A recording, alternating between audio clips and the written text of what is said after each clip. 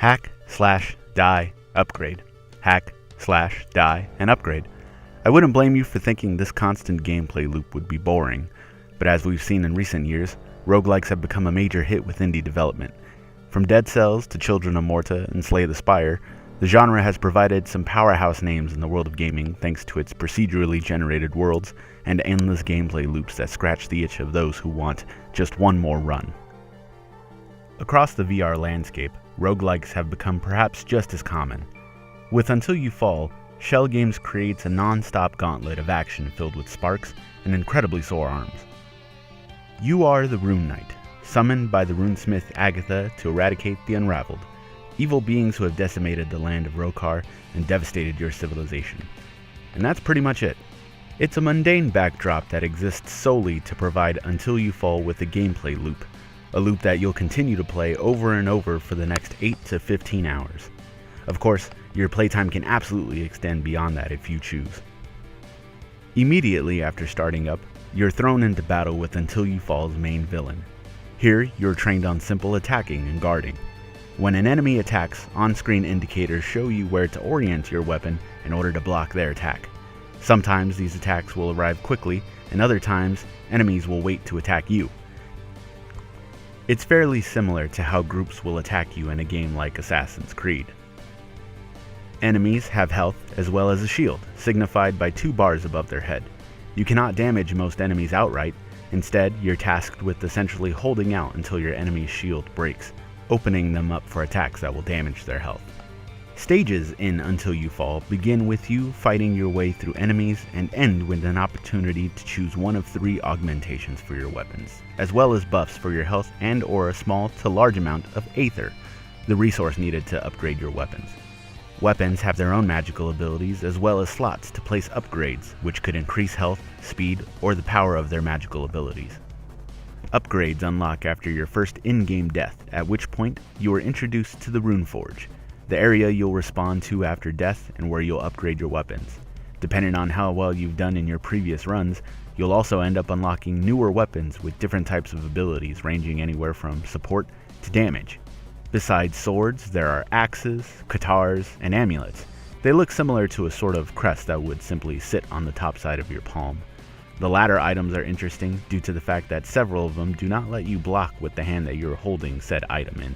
However, the accompanying effect is usually worth the handicap, so to speak.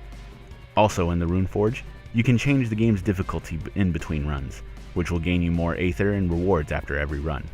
There's also a handy dummy available for you to test your new loadouts. Once finished, all you need to do is head through the portal to begin another run. During its first hour or so, Until You Fall doesn't bring much excitement. Over time, however, there's a certain endearing quality that appears, especially after your first boss encounter. All of its mechanics come together into an experience of constant rhythmic battles. There isn't any music to slash or block to, but the enemy patterns you do encounter end up working their magic in ways that keep you on your toes while making you feel like your hits are keeping in line with the metronome. Enemies attack one at a time, if you know how to corral them. You could dominate the opposition in one room, and the next your stomach can drop at the sight of several lackeys, along with a couple of big brute characters that are tough to take down but easy to lose against if you're not careful. When overwhelmed, you could receive a combo attack from one enemy while another slashes at you before the first is even finished with his attacks. It really can feel like a big virtual game of Bop It.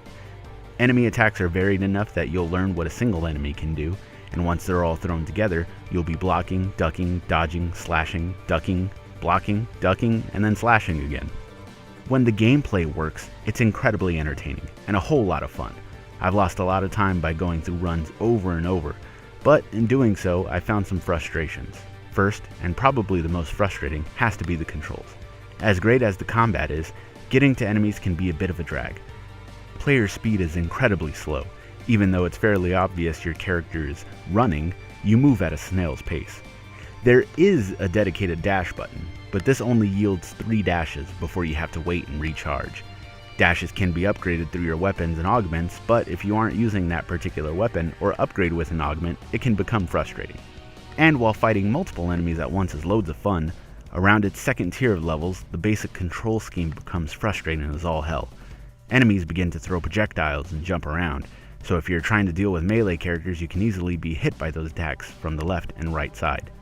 Your character locks onto others based on your proximity to them. If you're close enough, your target indicator will turn red, and you can then dash into enemies, breaking their guard. The problem with these controls is that you can accidentally snap away from enemies you're trying to defend against, and inadvertently get yourself hit. If you're trying to escape from enemies, the lock-on system may have you dash back into enemies while trying to dash out. It's definitely caused several of my playthroughs to grind to a halt, only to rise again to try once more. The second and third problems collectively would be the visual aesthetic and audio. Visually, Until You Fall looks good. It has a pretty standard futuristic fantasy art style you've seen semblances of elsewhere, and its effects from your abilities and slashes are a sight to see. Environments are cool, but definitely get repetitive. There's a near constant feeling of, I've been here before, with each entry into a new stage. A majority of enemies are either simple color swaps, or additional growths or items added to their armor, which in turn makes it even more exciting to encounter a new enemy. As I played more and more of Until You Fall, I noticed something that tinged my ear continuously. The sound effects of abilities and slashes from your weapons sound wonderful, but at some point I noticed two things. First, I'm pretty certain that there's only one audio track for the game, since it repeats continuously without mercy. Secondly, when the main track during gameplay finally gets to its restart loop, there's a terribly noticeable hard cut into the same track. I have found that most of the time, this cut is generally disguised during your gameplay, so in that instance, you won't hear it. But the moments that you do notice that cut, it's incredibly disorienting.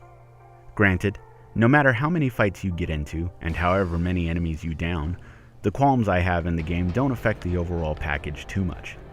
Until You Fall has proven to be one of VR's best games out right now. The gameplay is fulfilling and addictive, and the time I've had so far with the game has been a delight. The VR world is littered with first-person shooter titles, which is great, but fatigue can set in quickly. Until You Fall brings forth a great blend of high fantasy and sci-fi to create a wonderful adventure filled with swords and sorcery.